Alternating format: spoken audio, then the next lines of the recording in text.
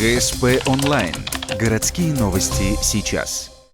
Вторник. Городадминистрация «Семинар для предпринимателей». Банк ВТБ-24 представляет свои проекты по поддержке малого и среднего бизнеса.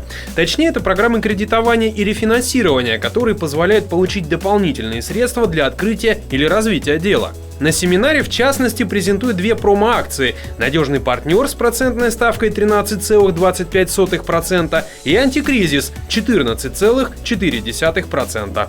На сегодняшний день банк ВТБ-24 – это один из крупнейших участников российского рынка. Ведь надежность в банке – это сейчас достаточно важный момент, согласитесь со мной.